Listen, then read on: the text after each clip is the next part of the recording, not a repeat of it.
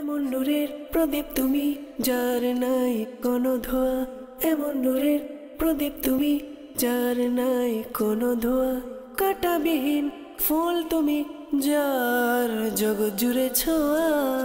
সাল্লি আলা মুহাম্মদ, সাল্লি আলা মুহাম্মদ।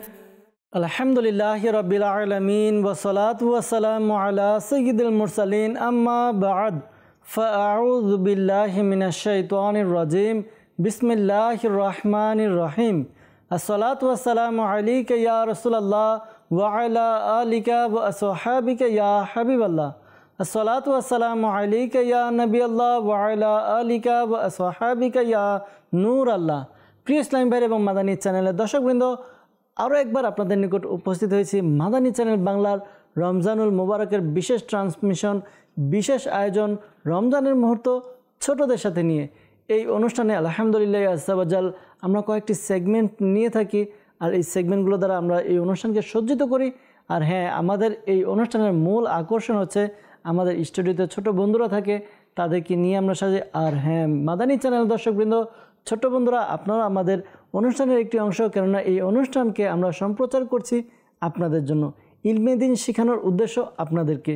তো আপনাদেরকে নিয়ে যেহেতু এই অনুষ্ঠানকে আমরা সাজিয়েছি, তো আপনারাও আমাদের সাথে থাকুন। আপনার আশেপাশে যারাই আছে ডেকে নিন, যে রমজানের মুহূর্ত ছোটদের সাথে এই অনুষ্ঠান শুরু হয়ে গিয়েছে। এই অনুষ্ঠানের মধ্যে অনেক ইলমে দ্বীন শিখতে পারবো, অনেক কিছু জানতে পারবো ইনশাআল্লাহ তাআলা। ছোট বন্ধুরা, আসুন আমরা দুরুদে পাক পাঠ করা ফজিলত সম্বলিত একটি হাদিসে মুবারাকা শ্রবণ করব। আমাদের প্রিয় নবী রাসূল আরবি সরকারে দু আলম সাল্লাল্লাহু তাআলা আলাইহি ওয়াসাল্লাম ইরশাদ ফরমান, যে ব্যক্তি আমার উপর জুমার দিন 200 বার দুরুদে পাক পাঠ করবে, তা 200 বছরের গুনাহ ক্ষমা করে দেয়া হবে। সুবহানাল্লাহ, সুবহানাল্লাহ। আসুন আমরা এই অনুষ্ঠানের বরকতের নিয়তে একবার দুরুদে পাক পাঠ করি। সাল্লু আলাল হাবিব সাল্লাল্লাহু তাআলা আলা মুহাম্মদ সাল্লাল্লাহু তাআলা আলাইহি ওয়াসাল্লাম। ছোট বন্ধুরা, আপনারা দেখছেন অনুষ্ঠান রমজানের মুহূর্ত ছোটদের সাথে। এই অনুষ্ঠানকে আমরা কয়েকটি সেগমেন্টে বিভক্ত করেছি, আর সেগমেন্টগুলো কি কি নিয়েছি আমরা জানবো। আসুন শুনে নেই। আমরা সর্বপ্রথম চেষ্টা করি একটি সেগমেন্ট নেওয়ার, যার নাম হচ্ছে আরবি শিখুন। আর এই সেগমেন্টে আমরা আরবি শেখার চেষ্টা করি। প্রতিটি পর্বে আমরা চেষ্টা করেছি কিছু না কিছু আরবি আমরা শেখার, যা আমাদের দৈনন্দিন কাজে আমরা ব্যবহার করি। খাবারের কিছু নাম আমরা জেনেছি, ফুলের নাম, ফলের নাম, মাছের নাম, এরপর সংখ্যা, গণনা, এগুলো আমরা শেখার চেষ্টা করছি আরবিতে বলার জন্য। আরবি শব্দ শিখেছি। আজকেও ইনশাআল্লাহ তাআলা কিছু শব্দ আমরা নেব, এই শব্দগুলো নিয়ে আমরা শেখার চেষ্টা করব সম্মিলিতভাবে। এরপর আমাদের একটি সেগমেন্ট রয়েছে মৌলিক শিক্ষা। এই মৌলিক শিক্ষা সেগমেন্টের মধ্যে আমরা চেষ্টা করি কিছু না কিছু ইলমে দ্বীন আপনাদের কাছে পৌঁছানোর। এগুলো শিখে ইনশাআল্লাহ তাআলা আমাদের যেই মৌলিক শিক্ষাগুলো রয়েছে, যে ছোট ছোট বন্ধু আমরা ছোট হিসাবে কি কি শিখতে পারি, কি কি বিষয় জানা দরকার। এমনি তো অনেক বিষয় আমাদের জানার প্রয়োজন, কিন্তু এর মধ্যে থেকে চেষ্টা করি কিছু না কিছু আমরা শেখার জন্য। একটি সেগমেন্ট রয়েছে ভেবে বলুন, আমাদের ছোট বন্ধুদেরকে বিনোদন দেওয়ার জন্য এই সেগমেন্টে আমরা করে থাকি। এখানে পাত্রের মধ্যে কিছু চিরকুট থাকে, এই চিরকুট থেকে আমাদের ছোট বন্ধুরা কাগজ ওঠায়, আর এই কাগজের মধ্যে যেই লেখা থাকে সেটা ইশারা করে বোঝানোর চেষ্টা করে। আর সর্বশেষ একটি সেগমেন্ট আমরা আমাদের অনুষ্ঠানে অন্তর্ভুক্ত করি, তা হচ্ছে কুরআনি তথ্য। জি হ্যাঁ ছোট বন্ধুরা, এই সেগমেন্টের মধ্যে আমরা কুরআনে পাকের একটি সূরার আলোচনা শ্রবণ করি। এই সূরা কোথায় নাজিল হয়েছে, এই সূরার আয়াত সংখ্যা কতটি, এই সূরার শানে নুজুল, অর্থাৎ সংক্ষিপ্তভাবে আমরা চেষ্টা করি এই সূরা সম্পর্কে কিছু তথ্য আপনাদেরকে জানানোর জন্য। আজকে ইনশাআল্লাহ তাআলা এই তথ্যগুলো নিয়ে, আজকে এই সেগমেন্টগুলো নিয়ে আমরা অনুষ্ঠান পরিচালনা করব। তো ছোট বন্ধুরা, আসলে আমরা যাব প্রথম সেগমেন্টের দিকে, যার নাম হচ্ছে আরবি শিখুন।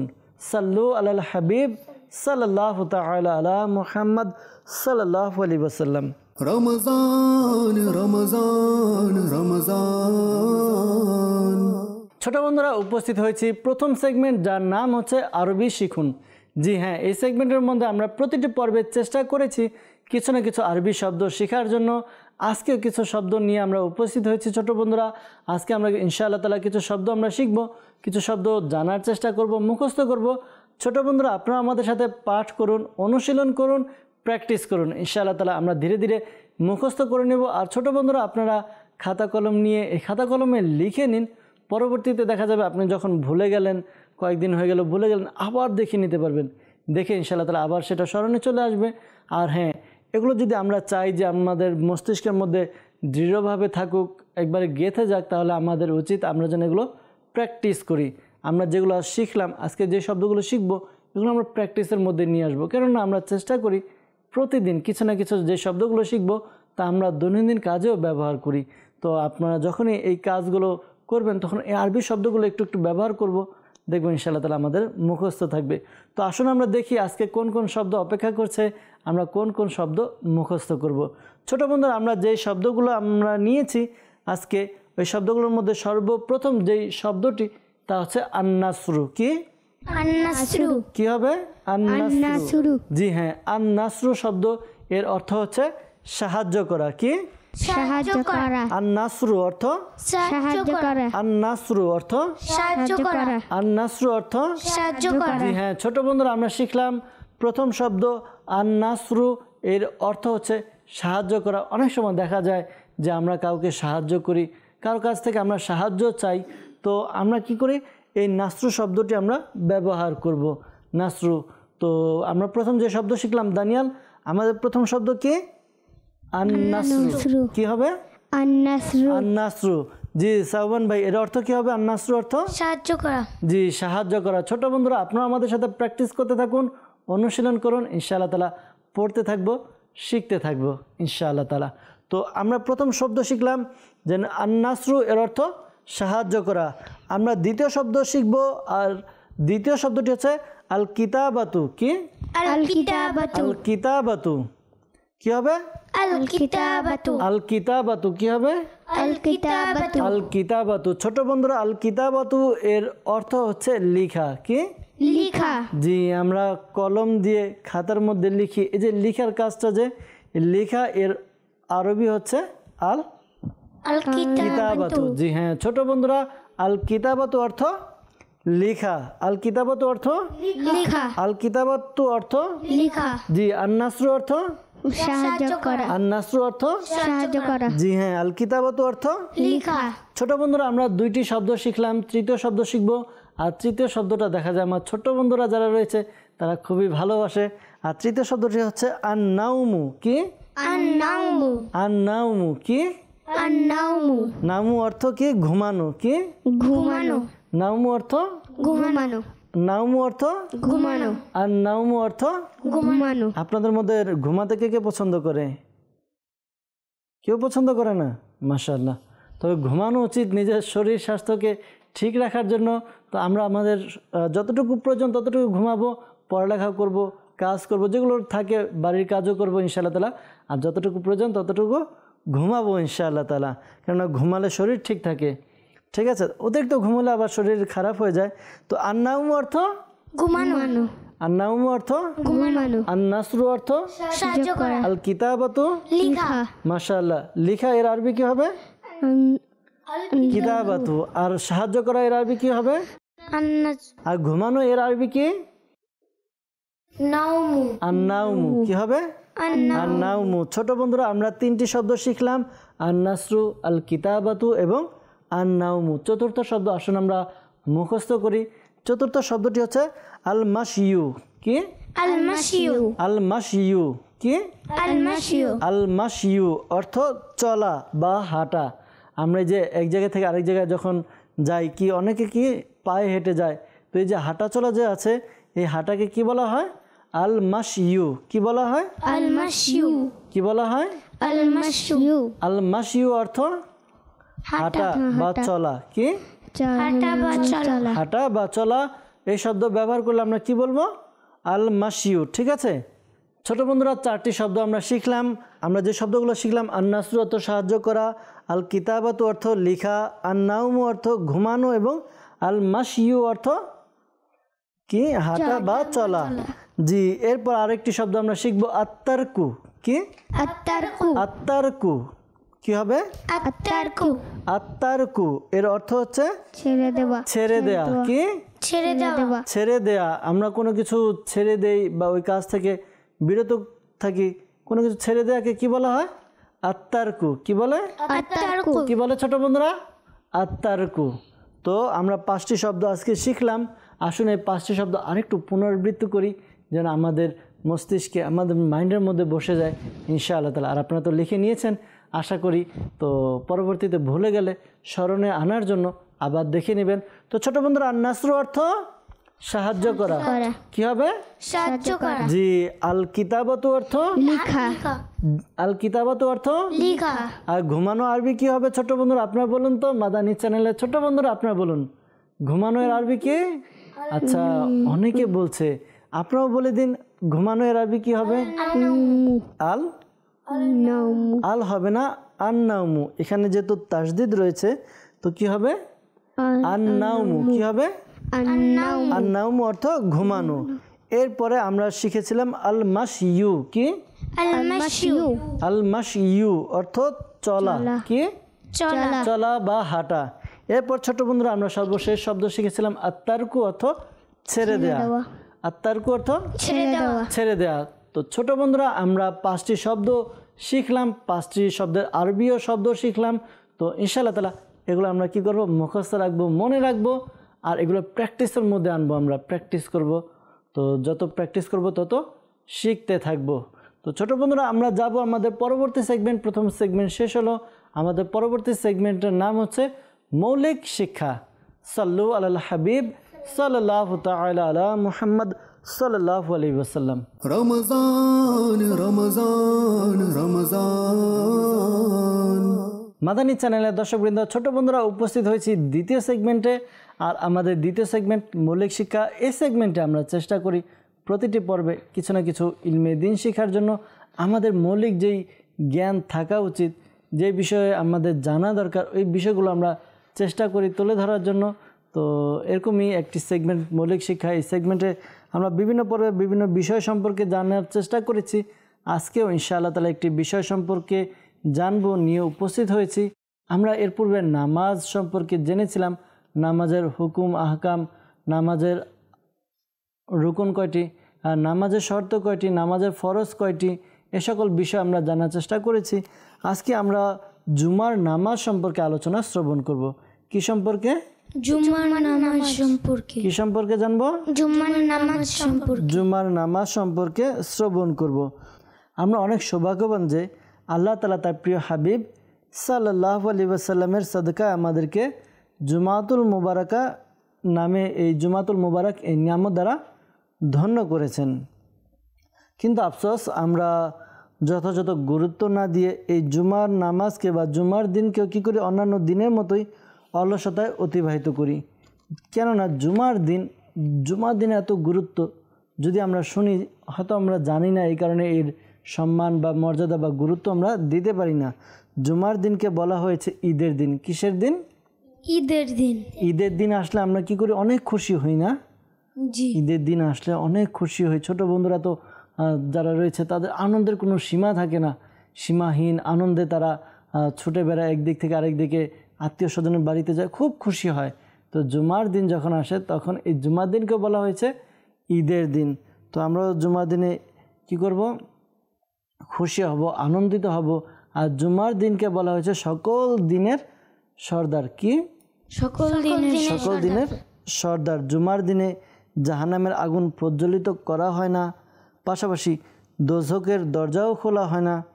জুমার দিনে মৃত্যুবরণকারী সৌভাগ্যবান মুসলমান শহীদের মর্যাদা লাভ করে এবং কবরের আযাব থেকে নিরাপদ হয়ে যায়। সুবহানাল্লাহ। জুমার দিনে কত তাৎপর্য। তো দেখা যায় যে এই জুমার দিনকে ছোট বন্ধুরা আমরা খেলাধুলায়, বিভিন্ন কাজকর্মে, এমন কাজ যে কাজ আমরা অন্যান্য দিনও করি, কিন্তু না, জুমার দিন যখন আসবে জুমার দিনকে আমরা গুরুত্ব দিব।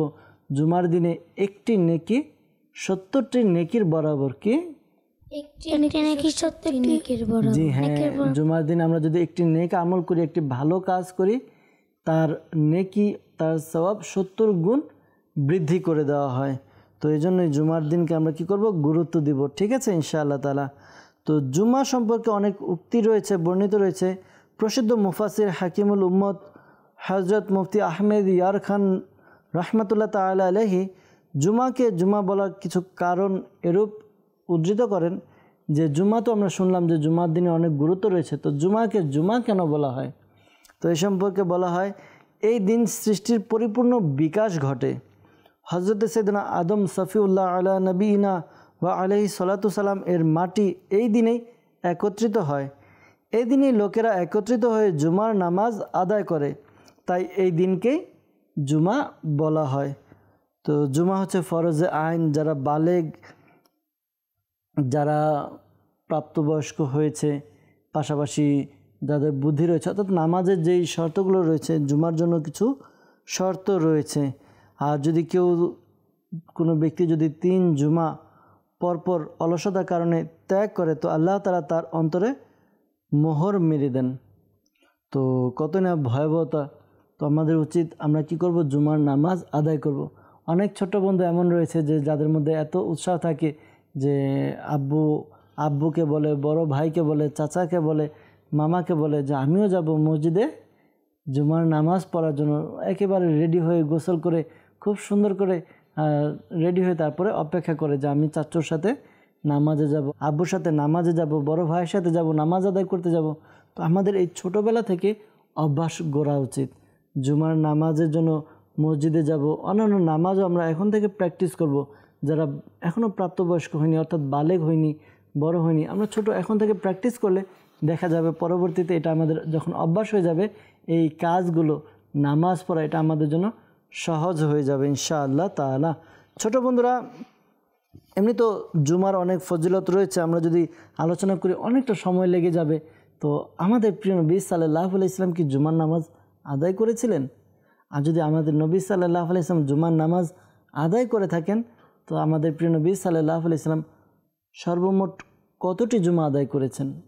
একটা প্রশ্ন হয়তো অনেকের মনে জাগে, বা এই তো আমি বললাম, তো এখন অনেকের হয়তো জানার ইচ্ছা, আরে সত্যি তো আমাদের প্রিয় নবী সাল্লাল্লাহু আলাইহি ওয়াসাল্লাম তিনি কতটি জুমার নামাজ আদায় করেছেন? তো কিতাবের মধ্যে বর্ণিত হয়েছে আমাদের প্রিয় নবী সাল্লাল্লাহু আলাইহি ওয়াসাল্লাম সর্বমোট প্রায় 500টি জুমার নামাজ আদায় করেছেন। কতটি? 500টি। কতটি? 500টি জুমার নামাজ আদায় করেছেন। আর সর্বপ্রথম জুমার নামাজ শুরু হয় কিভাবে, কোথা থেকে, কখন থেকে? আসুন শুনে নিই, আসুন আমরা শ্রবণ করি। প্রিয় নবী সাল্লাল্লাহু আলাইহি ওয়াসাল্লাম যখন হিজরত করে মদিনা শরীফ তাশরিফ নিয়ে আসেন, তখন 12ই রবিউল আউয়াল সোমবার শরীফ চাষতের অর্থাৎ দ্বিপ্রহরের সময় কুবা নামক স্থানে অবস্থান করেন। কোথায় অবস্থান করেন? কুবা নামক স্থানে অবস্থান করেন। সোমবার, মঙ্গলবার, বুধবার এবং বৃহস্পতিবার সেখানে অবস্থান করেন এবং একটি মসজিদের ভিত্তি স্থাপন করেন। অতঃপর জুমার দিন মদিনা শরীফ যাত্রা করলেন। পথে বনি সালেম ইবনে আউফ এর উপত্যকায় জুমার সময় হয়ে গেল, তখন সেই জায়গায় লোকেরা মসজিদ তৈরি করলো এবং সেখানেই আল্লাহ নবী সাল্লাল্লাহু আলাইহি ওয়াসাল্লাম 16 রবিউল আউয়াল সর্বপ্রথম জুমা আদায় করেন। কত তারিখে? 16 রবিউল আউয়ালে। তো আমরা শুনলাম যে জুমার নামাজ কখন থেকে শুরু হয়েছে। ছোট বন্ধুরা, কিছু ইলমে দিন আমরা জানার চেষ্টা করেছি জুমা সম্পর্কে। আমরা চেষ্টা করব ইনশাআল্লাহ তাআলা জুমার নামাজ যেন আমরা মসজিদে গিয়ে, যারা বড় তারা তো যাবই, যারা ছোট বন্ধু তাদেরকেও বলবো আমরা যেন জুমার দিন নিজের আব্বুর সাথে বা যাদের সাথে যারা রয়েছে পরিবারে, তাদের সাথে আমরা কি করব? জুমার নামাজ আদায় করার জন্য মসজিদে যাব ইনশাআল্লাহ তাআলা। আল্লাহ তাআলা আমরা যা কিছু শুনলাম, যা কিছু শিখলাম, এগুলো আমরা মনে রেখে অপরের নিকট পৌঁছানোর তৌফিক দান করুক। ছোট বন্ধুরা, আমরা যাব তৃতীয় সেগমেন্টের দিকে। তৃতীয় সেগমেন্ট, যার নাম হচ্ছে ভেবে বলুন। সাল্লু আলাল হাবিব সাল্লাল্লাহু তাআলা আলা মুহাম্মদ সাল্লাল্লাহু আলাইহি ওয়াসাল্লাম। রমজান রমজান রমজান। ছোট বন্ধুরা, মাদানী চ্যানেলের দর্শকবৃন্দ, উপস্থিত হয়েছি আমাদের তৃতীয় সেগমেন্ট, যার নাম হচ্ছে ভেবে বলুন। এই সেগমেন্ট সম্পর্কে আপনারা তো অবগতই আছেন। এই পাত্রের মধ্যে কিছু চিরকুট আমরা রাখি, ছোট্ট বন্ধুরা এখানে আসে কিছু চিরকুট উঠিয়ে ইশারা করার চেষ্টা করে। তো আসুন দেখি আমাদের ছোট বন্ধুরা ইশারা করতে পারে কিনা, আর ছোট বন্ধুদের ইশারা দেখে অপর যারা রয়েছে তারা উত্তর দিতে পারে কিনা। সর্বপ্রথম আমরা ডাকবো আমাদের সাউবান ভাইকে, দেখব সে কিভাবে ইশারা করে। জি সাউবান ভাই, আপনি চলে আসুন। জি, আপনি এখান থেকে একটি কাগজ উঠিয়ে নিন। জি দেখি কি লেখা আছে আর আপনি এর ইশারা করতে পারেন কিনা। যদি আপনি ইশারা করতে পারেন তাহলে তো খুব সুন্দর। দেখেছেন? হ্যাঁ, মুখে কোনো কথা বলবেন না, শুধু ইশারা করে বোঝাবেন, ঠিক আছে? জি আপনি ইশারা করুন। আচ্ছা, আর একটু ভালো করে দেখান দেখি আমাদের দানিয়াল ভাই বুঝে কিনা। দানিয়াল ভাই বুঝেন না? বুঝতে পারেননি? আমাদের মারুফ ভাই বুঝে গিয়েছে। ঠিক আছে, মাইক ওনাকে দেন দেখি আমাদের মারুফ ভাই বলতে পারে কিনা। খাবার খাচ্ছে। খাবার খাচ্ছে? আপনি খাবার খাচ্ছেন? খাবার খাওয়া না, মাশাআল্লাহ। আমাদের সাবওয়ান ভাই সে ইশারা করলে এবং মারুফ ভাই চেষ্টা করেছে উত্তর দেওয়ার জন্য, উত্তর সঠিক হয়েছে। জি আপনি জায়গায় গিয়ে বসুন।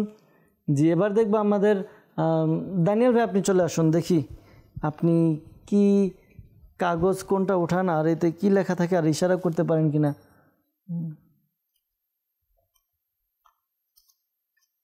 লেখা দেখে নেবে, ঠিক আছে?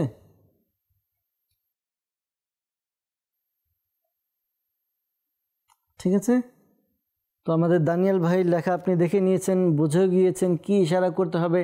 আপনি একটু ইশারা করে আমাদের দুইজন মারুফ ভাই এবং সাবওয়ান ভাই তাদেরকে দেখানোর চেষ্টা করুন, দেখি তারা ইশারা বুঝতে পারে কিনা। জি ইশারা করে দেখিয়ে দিন।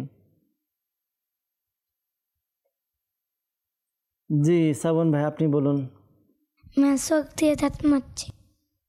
মিসওয়াক দ্বারা দাঁত মাজতেছে। জি ঠিক আছে, মাশাআল্লাহ। আমাদের সাবওয়ান ভাইয়ের উত্তর সঠিক হয়েছে, মিসওয়াক করা। যে ছোট বন্ধুরা, মিসওয়াক করা সুন্নাতে মুবারাকা আমরা চেষ্টা করব যেন মিসওয়াক করি, কেননা এটি আমাদের প্রিয় নবী সাল্লাল্লাহু আলাইহি ওয়াসাল্লাম অত্যন্ত প্রিয় একটি সুন্নত। যখনই নামাজ আদায় করতেন, নামাজের পূর্বে মিসওয়াক করতেন, ঘরে প্রবেশের পূর্বে মিসওয়াক করতেন, ঘুম থেকে উঠে ঘুমানোর সময় মিসওয়াক করতেন। তো আমাদের উচিত আমরা যেন মিসওয়াক ব্যবহার করি। এমনি মিসওয়াক অনেকে দেখা যায় ব্রাশ ব্যবহার করে, তো ব্রাশ ব্যবহার করা এটা তো ঠিক আছে, ব্রাশ ব্যবহার করে দাঁত পরিষ্কার করার জন্য, কিন্তু মিসওয়াক ব্যবহার করলে অনেক সমস্যা থেকে বাঁচা যায়। মিসওয়াক ব্যবহার করার অনেক ফজিলতও রয়েছে। তো ইনশাআল্লাহ তাআলা আমরা মিসওয়াকও ব্যবহার করব। ছোট বন্ধুরা, যাব সর্বশেষ সেগমেন্টের দিকে, যার নাম হচ্ছে কুরআনি তথ্য। সাল্লু আলাল হাবিব সাল্লাল্লাহু তাআলা আলা মুহাম্মদ সাল্লাল্লাহু আলাইহি ওয়াসাল্লাম। রমজান রমজান রমজান। মাদানী চ্যানেল দর্শকবৃন্দ, আমরা উপস্থিত হয়েছি চতুর্থ সেগমেন্ট, আর আমাদের এই সেগমেন্টের নাম হচ্ছে কুরআনি তথ্য। প্রতিটি পর্বে আমরা চেষ্টা করি কুরআনে পাকের একটি সূরা নিয়ে উপস্থিত হওয়া এবং এই সূরার সম্পর্কে কিছু তথ্য জানার জন্য। আজকেও ইনশাআল্লাহ তাআলা আমরা একটি সূরা নিয়ে উপস্থিত হয়েছি। এই সূরার নাম জানব, সূরার মধ্যে কয়টি আয়াত রয়েছে, এই সূরার মধ্যে এই সূরা কোথায় নাজিল হয়েছে এই সম্পর্কে আমরা জানার চেষ্টা করব। পাশাপাশি এই সূরার নামকরণ কিভাবে হলো তাও জানব। আজকে যেই সূরা নিয়ে আমরা আলোচনা করব তা কুরআনে পাকের 39তম সূরা। কত নাম্বার? 39। কত? 39। কুরআনে পাকে সর্বমোট 114টি সূরা রয়েছে। তো এই 114টি সূরার মধ্যে 39 নাম্বার সূরা, এই সূরার নাম হচ্ছে সূরা জুমার। কি? সূরা জুমার। তো এই সূরা জুমার এটি মক্কায় অবতীর্ণ হয়েছে। কোথায়? মক্কায় অবতীর্ণ হয়েছে। আর এই সূরার মধ্যে আয়াত সংখ্যা হচ্ছে 75টি। কয়টি? 75টি আয়াত রয়েছে। অন্যান্য কয়েকটি মাক্কি সূরার ন্যায় এরও বিষয়বস্তু হচ্ছে আল্লাহ পাক এবং মৃত্যুর পর মানুষের পুনরুত্থান, অর্থাৎ মৃত্যুর পর আবার উঠানো, আল্লাহ তাআলার একত্ব এবং সর্বশ্রেষ্ঠতা এবং তার প্রতি আনুগত্যের গুরুত্ব ও ব্যতিক্রমের পরিণতি এই সূরায় বর্ণিত হয়েছে। দল শব্দটি দিয়ে জান্নাতবাসী এবং জাহান্নামবাসী মানুষের এই দুটি দলের প্রতি ইঙ্গিত করা হয়েছে। তো ছোট বন্ধুরা, এই সূরার পূর্বে যে সূরা তা হচ্ছে সূরা সদ। কি? সূরা সদ। এবং এর পরের যে সূরা সেটা হচ্ছে সূরা মুমিন। কি? সূরা মুমিন। তো এই সূরাটির নামকরণ কোথা থেকে হলো? এই সূরাটির নামকরণ জুমার রাখা হয়েছে। এর নামকরণের ইতিহাস হচ্ছে, এই সূরার আয়াত সংখ্যা কয়টি পড়েছিলাম আমরা? 75টি। কয়টি? 75টি। এর মধ্যে 71 এবং 73 নম্বর আয়াতে এই শব্দটি রয়েছে, জুমার শব্দটি রয়েছে। আর এই শব্দকে কেন্দ্র করেই এই শব্দের সাথে সম্পর্কে রেখে এই সূরার নাম রাখা হয়েছে সূরা জুমার। সূরা জুমার। জুমার, জি হ্যাঁ, সূরা জুমার রাখা হয়েছে। ছোট বন্ধুরা, আমরা এই সূরা সম্পর্কে কিছু তথ্য জানার চেষ্টা করলাম। সূরা জুমার তো ইনশাআল্লাহ তাআলা নিজে মনে রাখবো, পাশাপাশি আমরা অন্যের নিকটও পৌঁছানোর চেষ্টা করব ইনশাআল্লাহ আজ্জা ওয়াজাল। ছোট বন্ধুরা, আমরা দেখতে দেখতে অনুষ্ঠানের একেবারে শেষের পর্যায়ে চলে এসেছি, বিদায় নিব। ইনশাআল্লাহ তাআলা চেষ্টা করব পরবর্তী পর্বে উপস্থিত হওয়ার জন্য। আর পরবর্তী পর্বে উপস্থিত হয়ে ইনশাআল্লাহ তাআলা আরও কিছু ইলমে দ্বীন শেখার চেষ্টা করব, কিছু আরবি শব্দও শেখার চেষ্টা করব। তো ছোট বন্ধুরা, কোথাও যাবেন না, মাদানী চ্যানেলের সঙ্গে থাকবেন। মাদানী চ্যানেলের বিভিন্ন অনুষ্ঠান দেখবেন, ইলমে দ্বীন শিখতে পারবেন। তো ভালো থাকুন, সুস্থ থাকুন, মাদানী চ্যানেলের সঙ্গে থাকুন। সাল্লু আলাল হাবিব সাল্লাল্লাহু তাআলা আলা মুহাম্মদ সাল্লাল্লাহু আলাইহি ওয়াসাল্লাম। এমন নূরের প্রদীপ তুমি, যার নাই কোনো ধোয়া। এমন নূরের প্রদীপ তুমি, যার নাই কোনো ধোয়া। কাঁটাবিহীন ফুল তুমি, যার জগৎ জুড়ে ছোঁয়া। সাল্লি আলা মুহাম্মদ, সাল্লি আলা মুহাম্মদ।